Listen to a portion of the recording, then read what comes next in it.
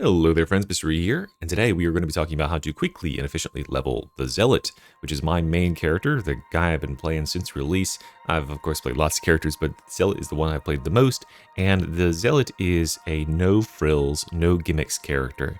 It is all down to your mechanical play, it's all down to your actual game knowledge and your moment-to-moment reactions with the Zealot, which to some people might sound unappealing, but to some others might sound right up their alley. So if you really want to experience the intensity of Darktide's combat from like first person perspective right on those front lines, getting in there and doing the work, the Zealot is a great choice. And he is both a very fast character who can dive the enemy backline, but he's also a very durable character who can take a beating, who can evade damage and just get out of there. Even if worst case scenario happens and he gets dealt a death blow, he gets a 5-second invulnerability period and then he can recover his health and move on like nothing ever happened. So yeah, the Zealot is just really good for playing sort of like on the edge, on the precipice between life and death, and you will have an exciting time playing the Zealot, I promise you. So how are we going to level this guy up? How are we going to cruise from 1 to 30? By the way, not to say this is the build you will continue to have once you reach level 30. I've got a good number of builds on the channel for the Zealot once you're there. He's probably like the least diverse mechanically, or like least diverse build-wise once he reaches that point. But there's some fun ones out there, including Fat Mangus, including like core support. But today, we're just going to focus on the leveling process. So with that being said, this is what you will start with, minus the curios. Of course, you won't have any curios, but you will begin, I believe not with a knife, but you will begin with an axe of some sort, maybe like a Rashad axe. Let me know in the comments if this looks right to you, but you'll begin with this sort of setup here. And we are not going to stay here for very long, right? The weapon in particular is going to change very quickly. So you won't have any currency starting out. However, as soon as you get any amount of currency, you will want to go and purchase yourself a knife, because the knife is available at level 1 master, or level 1 for the character. So we can immediately swap from the Rashad to a weapon that's going to be much better for our leveling process here, which is the old combat blade. Now the combat blade, the knife here, is just an excellent weapon. It does a ton of damage through a blessing called Lacerate, and while you're leveling this knife, since we're starting with it as early as possible, because as soon as you get the money in the bank for it, go buy one of these from the store. Because we're starting as early as possible, you're going to have pretty high mastery for this throughout the game, and therefore you should be keeping these blessings and stuff leveled up. Just invest your monies here. Put this blessing, Lacerate, on there, and I'll point it out over here on the combat blade page. This is the one you'll want to target. So you have to kind of go round robin, but this is the one you'll want to max out first. The reason we're doing that is because 16 stacks of bleed is a lot of bleeds, and it really adds up and makes the enemies die very quickly when they are all stacked up, especially at lower difficulties. So that's what we're going for, a melee weapon, and you'll start out with the Shredder, which is a fine weapon, but we won't be staying here for long. Now we'll go over to the talents, and we're going to break this down in the 5, then to 10, then to 20, then to 30 level bracket range, just like I've been doing with the other videos.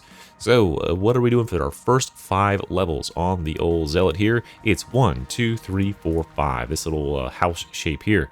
Disdain, just giving us a little bit of extra damage on attacks, but enemies within, enemies without, lots of toughness regeneration over time when we're around enemies, which is typically when you want to regenerate toughness. Second wind over here, this is when you're going to really start to be encouraged to play the Zealot lifestyle, right? To be a dodging character. The Zealot is, of course, pretty dang tanky. He can take a hit, no, not really a big deal, but he does his best when he is dodging, because both Second Wind and Duelist here are going to trigger on that dodge. And so, yeah, this character, he's got really juicy big dodges with the knife there, and because the knife is a weapon that has pretty dang low stagger, like we're not going to be staggering a crusher out of his animations here, we will need to be working on our dodges. So it's really good to kind of push you in the direction of playing the game the proper way, which is dodging out of the way of enemies as they try to swing at you. So you'll get lots of practice from that. Okay, so that's the first 5 levels. Remember, we just bought a knife there somewhere and slapped it in. And it doesn't really matter exactly what the specs on the knife are. Later, you'll come back and make it look something like this. Okay, then we will go on to 6 through 10. We're going to go 1, and then Immolation Grenade would probably be the best for absolutely novice players.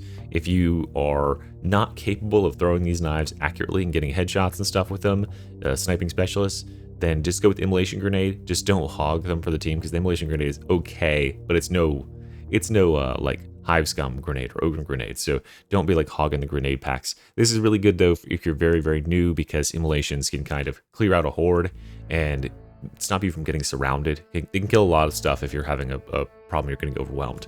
But the better one to be investing your skill in is the knife here, because the knife is just free and it can pick off specials and stuff without really having to worry about it. So I'll let you choose there. I'll assume we're going very, very novice build here, so we'll go Immolation Grenade. So that's the 2 points. Then we'll go 3, 4, and 5. So now we have not only the Sustained Assault here, which is going to give us 20% melee damage when we're hitting enemies with melee attacks. Just keep hitting them over and over. And then we are getting our Until Death and Holy Revenant, which is our death prevention. So every 2 minutes, you can take a death blow, and if you recover some, or if you do some melee damage or any damage in that period of time, that 5 seconds where you're protected, you'll actually get up to 25% of your health back, which is a lot, and you will get that every 2 minutes. So it's pretty dang hard to die. You can be like, oh, okay, all right, I just took an overhead. Let's chill out. Maybe I should like kind of like calm down there. This prevents you from going down and prevents you from dying. Pretty awesome to have that in the core of the set. So that's our 10 levels. And at level 10, you're going to make the only other change we're going to make to our weapons the rest of the time, which is to replace our Shredder Auto Pistol with a Bolt Pistol. I personally recommend this one right here, the Godwin Branks Mark IV. Or sorry, my bad. The Godwin Branks Mark 6. I always forget they're swapped. The Godwin Branks Mark 6 is a bolt pistol that has a little bit larger blast radius. It can like kind of AoE and explode enemies, and that's really good for pushing them around or for kind of spreading that love around, making them get shoved out of their positions. And the sort of stats you want to go for is something that looks roughly like this. The first blessing you should target here is, again, Puncture. Puncture is a really good blessing. We like bleeds. I don't know if you noticed that yet, but bleeds they do good solid damage all the way throughout the game, and they are going to carry us, especially at lower difficulties here, where like enemies really just don't have that much base health. As you can see here, I'm about to get almost pounced by a dog, but as you can see, this is on heresy difficulty, so probably a higher difficulty than you're at here, but just a simple 2 taps to the body, we're killing all these guys. We're probably getting pretty close. We're 3 tapping a mauler, right? So really, really easy way to deal lots of damage. And perhaps my favorite thing that you can do with this thing, and this might be a little bit past your skill cap right now, but practice it, guys. Go practice it in games, and when people ask you what the fuck you're doing, tell them Mr. E told you to practice this. So yeah, if you got a burster like this, instead of pushing them back, you can just shoot them when they're about to blow up. I know I have the sound dampener off. Oops. You get sound muffler. So yeah, these guys will come in at you, and when they're about to go, just shoot the floor near them, and they'll fall backwards. You can even use this. Oh, I didn't do it right. You can even use this to like save your teammates who are about to get jumped on by a burster. You can do a ranged push on them, which is really, really fun and awesome. So yeah, you can be a cool teammate by doing that for them. Okay, now let's get back to the grand scheme of things. So now we've made our only swap of weapons the whole time. So the rest of the time here, I'm not going to mention weapons really. The thing that you should be doing is just kind of making your weapons look like these do. I believe that you could probably also swap the flak armor on this knife at the perks up there for Carapace if you really wanted. But yeah, otherwise, eventually when you level the knife up enough, go for Uncanny Strike as your second major blessing, and the same thing down here with Bolt Pistol with Lethal Proximity to get that explosion radius on the pistol to be even larger. But yeah, that's sort of our look for the 2 weapons, and this will just run with all the way to level 30, and then you can change to whatever else you need there. Also, by the way, when you were leveling to level 10, you should pick up a curio at level 8. This is going to be just any curio, any old random curio. Toughness is the best one for our purposes, but grabbing 10% experience as the second note on that, you can craft it up and put 10% experience on there. That'll boost us for the rest of the experience. All right, then we have the next 10 levels, so 11 through 20. So we're going to go 11, 12, 13, 14, 15, 16, and this is where you have to make a decision, right? I'm going to assume that we are playing the very default Zealot, that we are just going to be doing charge. However, if you wish to maintain like very late game relevance, if you just want to win games like no matter what, you can use Chorus of Spiritual Fortitude.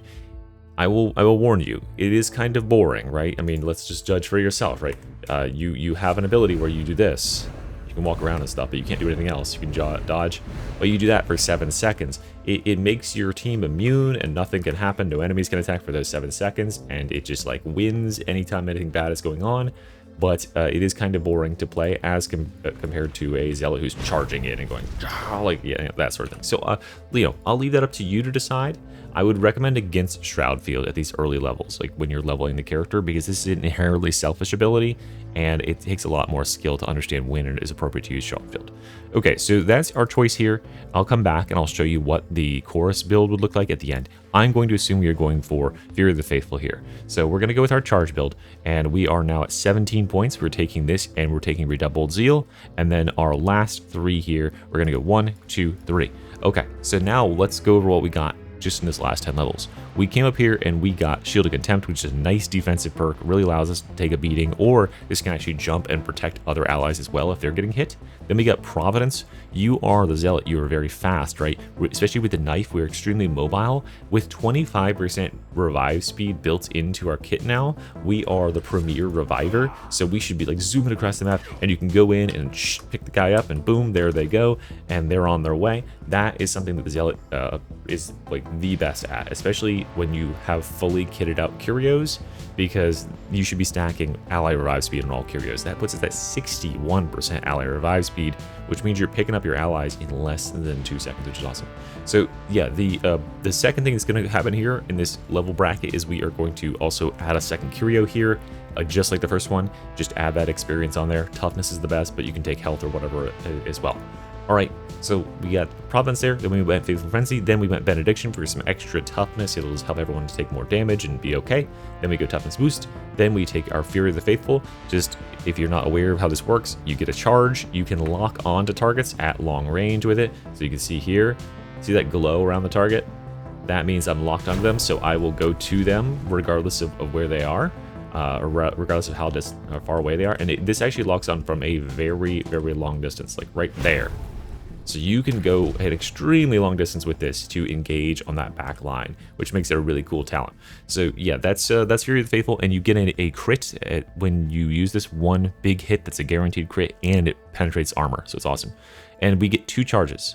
Now, what we're going to do with these is we are going to boost those charges up by grabbing Invocation of Death down here, which is going to give us double ability cooldown when we're getting a melee critical hit. And how do we get melee critical hits? Because I haven't seen a whole lot of crit in this tree just yet, have you? Well, the way we're going to get them is through this node right here, Scourge. Scourge is super important, and this is why we're using the knife, why we're crutching on the knife. Scourge, when we hit or melee critical hits apply bleed, and that can stack up. But if you melee hit a bleeding enemy, you get 10% crit chance for 3 seconds, and it stacks up to 3 times, so 30% crit. And that is guaranteed because we have the Blessing Lacerate. So all you got to do is when you have an enemy who's standing around, if you just start attacking them like this, you'll notice immediately my crits are going off like a lot more than they were a second ago, because that's happening, which is keeping my cooldown going. Look at my cooldown now. Very, very fast, right? Very, very fast in comparison to normal time. So that's all you're going to do to fight enemies. It's just slash, slash, slash at the body, generally. Okay, so that's where we are at level 20. Remember, nothing else has changed over here. Grab that curio at level, I think, 16 or whatever. And then the last 10 levels, during this 10 levels, at level 23, grab your last curio for experience boost. And then we are going to finish up over here. We're going to go Blinded by Blood, Blazing Piety, Righteous Warrior, Stalwart, and then we are going to take Enduring Faith and Prime Target.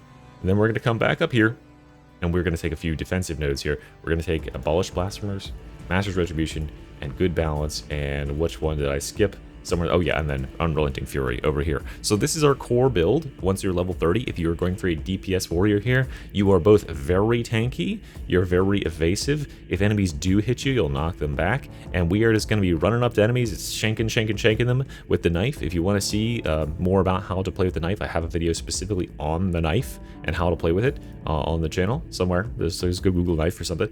And then we are just like super tanky because of all these crits, and our cooldown is going fast, so we're just running in there and we're zipping around, shanking everybody and being super evasive, and it's fun. It's like a mile a minute gameplay style. All right, so that's our DPS build. Now, say that you hit that other fork in the road. You took the other split in the timeline a little while ago when I offered you the power in exchange for being a little bit more boring. Well, that would be taking the nodes over here with the chorus. And instead of doing what we did here, all you got to do is swap to chorus here, which will take these 3 nodes that we allocated here, put them right here. Ecclesiarch's Call for that extra 30% damage for everybody when you're pulsing this out. and then toughness damage. And then down here, we're going to remove prime target and place it in infectious zeal, which is going to give everybody on our team 10% crit chance, which they love, by the way. People love when you bring this. It's so OP. Okay, so that would be our sort of end game setup if we were going for a more course build, which you will just win every game with, probably. All right, so that's our looks for the Zealot there. And then, of course, there's other Zealot builds on my channel, other Zealot builds that exist out there in the world. Go find them, go have fun with them. Zealot is a very fun, mobile, exciting class to play. I hope you enjoyed. I hope this got you level 30 nice and easy. Let me know in the comments what you want to see next. Thanks for watching, guys. Mystery out. Bye-bye.